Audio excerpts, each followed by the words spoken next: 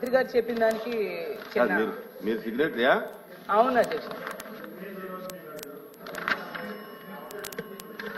సభకు నమస్కారం అధ్యక్ష. ఇప్పుడు పని ప్రదేశాల్లో మహిళల రక్షణ కోసం అయితే చర్యలు తీసుకోవాల్సిన అవసరం మరింతగా ఉంది అధ్యక్ష.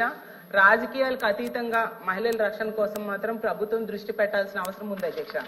యాక్చువల్ చెప్పాలంటే ఈవెన్ నిన్న అసెంబ్లీలో కూడా టీడీపీ ఎమ్మెల్యేలే చెప్తున్నారు అధ్యక్ష, స్కూల్స్ బయట ఉన్న కిరాణా షాప్స్లో ఇలాంటి దగ్గర కూడా మత్తు పదార్థాలు దొరకడం వలన వాటికి బానిస అయ్యి ఇలాంటి అఘాయిత్యాలు చేస్తూ ఉన్నారు అనేది వాళ్ళు కూడా చెప్తున్నారు అధ్యక్ష. విరివిగా మన రాష్ట్రంలో జరుగుతూ ఉన్నాయి అధ్యక్ష. అయితే అధ్యక్ష, ఇప్పుడు వాళ్ళ పని ప్రదేశాల్లో ఉండేప్పుడు దిశ యాప్ లాంటి యాప్ గనుక ఉండుంటే ఖచ్చితంగా వాళ్ళు రక్షించబడేవాళ్ళు అని మేము నమ్ముతున్నాం అధ్యక్ష. ఇప్పుడు కడియం నర్సరీలో ఒక మహిళకి ఏమైందో మన అందరం చూసాం అధ్యక్ష. పని చేస్తున్న ఆవిడికేమో బయటికి తీసుకెళ్లి అత్యాచారం చేసి హత్య కూడా చేయడం జరిగింది అధ్యక్ష. ఇలాంటి సందర్భాల్లో అలాంటి యాప్ కనుక ఉండుంటే ఉపయోగపడేది అధ్యక్ష.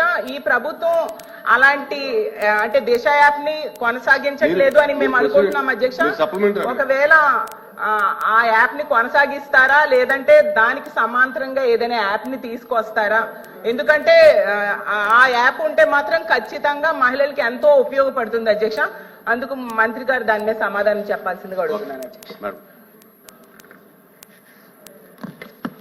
అధ్యక్ష, గౌరవ సభ్యురాలు అడిగిన క్వశ్చన్కి అధ్యక్ష, ఈరోజు చూసుకుంటే అధ్యక్ష, నేటి సమాజంలో జనాభా ప్రాతిపదికన కూడా చూసుకున్నా పురుషుల కన్నా ఎక్కువగా స్త్రీల సంఖ్య కూడా మనకు కనిపిస్తుంది అధ్యక్ష.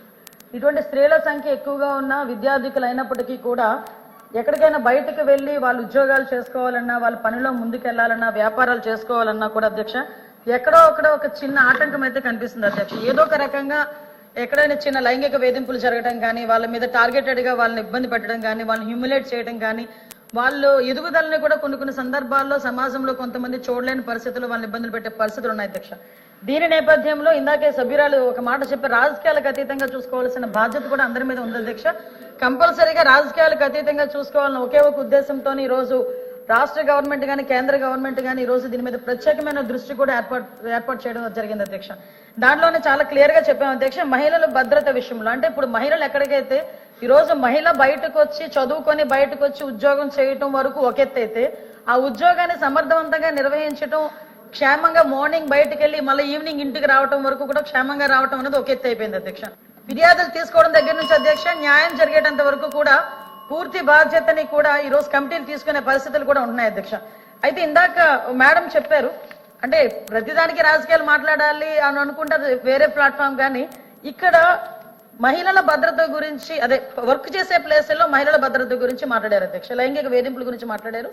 ఫస్ట్ ఆఫ్ ఆల్ క్షమించాలి, ఇది ఉమెన్ అండ్ చైల్డ్ వెల్ఫేర్ కి సంబంధించిన క్వశ్చన్ అధ్యక్ష. ఇందాక మా మంత్రి గారు మేము కూడా మాట్లాడుకున్నాం, కాకపోతే నా పేరు మీద క్వశ్చన్ వచ్చింది కాబట్టి ఆన్సర్ చేస్తున్నా.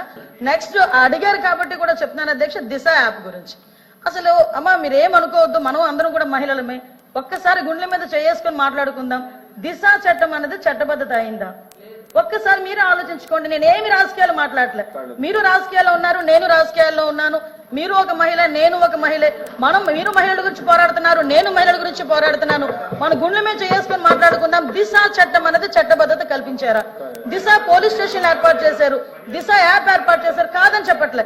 మీరు ఏదైతే దిశ యాప్ వల్ల ఫలానా కడియంలోని ఒక మహిళ హత్య చేయబడింది అది జరిగేదా అని అడిగారు కదా, దయచేసి నాకు అవకాశం ఇవ్వండి. నిజంగా దిశ యాప్ ద్వారా లాస్ట్ లెక్కలు తీద్దాం. దిశ యాప్ ద్వారా ఎంతమంది మహిళలు రక్షింపబడ్డారో ఒకసారి మీరే చెక్ చేసుకోండి. ఆ దిశ యాప్ లో ఎటువంటి శానిటీ లేదు కాబట్టి ఈ రోజు ఆ దిశ యాప్ ని కూడా మేము పక్కన పెట్టి కొత్తగా శక్తి యాప్ అని తీసుకొచ్చి ఆ యాప్ కూడా నెట్వర్క్లు పనిచేయని చోట కూడా మహిళ ఇబ్బంది పడితే ఇమీడియట్ గా యాప్ ద్వారా నియర్ బై పోలీస్ స్టేషన్ కి ఇన్ఫార్మ్ చేయడానికి రూపొందించేటట్టుగా ఈరోజు శక్తి యాప్ ను మేము ఏర్పాటు చేస్తున్నాం.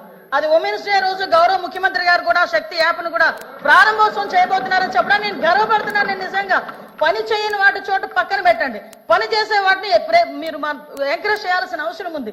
లేని దిశా చట్టాన్ని తీసుకొచ్చి 5 సంవత్సరాలు దిశా చట్టం దిశా చట్టం దిశా చట్టం దిశా పోలీస్ స్టేషన్ దిశా డిఎస్పీ దిశ ద్వారా మేము కంప్లైంట్ ఫ్లోట్ చేసాం. రమ్మనండి ఒక్కసారి దిశ పోలీస్ స్టేషన్ లోని దిశ కంప్లైంట్లు ఇచ్చిన వాళ్ళు ఏ చట్టం మీద కంప్లైంట్లు ఇచ్చారో అటువంటి పరిస్థితుల్లోనే ఈ రోజు దిశ యాప్ గురించి మీరు మాట్లాడుతున్నారు. ఈ రోజు మహిళల భద్రత విషయంలో కట్టుదిట్టమైన చర్యలు మేము తీసుకుంటున్నాం. మహిళల భద్రత విషయంలో మేము కమిట్మెంట్ అయి ఉన్నాం. మహిళల భద్రత విషయంలో ఈ రోజు ఉమెన్ సేఫ్టీ వింగ్ ని కూడా ఏర్పాటు చేయడానికి గౌరవ చంద్రబాబు నాయుడు గారు ముందుకు వచ్చారు.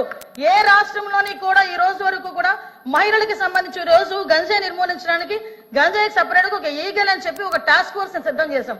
ఈ రోజు ఉమెన్ సేఫ్టీకి కూడా ఉమెన్ అండ్ చైల్డ్ సేఫ్టీకి సెపరేట్ వింగ్ ని ఏర్పాటు చేసుకుని ఒక ఐసీ ర్యాంకర్ స్థాయి ఒక పోలీస్ అధికారిని కూడా నియమించి సెపరేట్ గా వింగ్ ని ఈ రోజు మేము ముందుకు తీసుకెళ్లే పరిస్థితి కూడా కనిపిస్తుంది. దయచేసి వాస్తవాలు గ్రహిద్దాం. మహిళలుగా మనందరం ఉన్నాం. ఇక్కడ చాలా మంది మహిళల పక్షపాతం మీరే అంటారు. మహిళలు ఓట్లతో గెలిచిన వాళ్ళమే ఇక్కడ ఉన్న వాళ్ళు చాలా మంది. మీరు మహిళల భద్రత విషయంలో అబద్ధాలు సత్యదూరాలు మాట్లాడకూడదని ప్రత్యేకంగా మిమ్మల్ని కోరుకుంటూ మహిళల భద్రత విషయంలో మరొకసారి చెప్పిన అధ్యక్ష మేము చిత్తశుద్ధితో ఉన్నాం.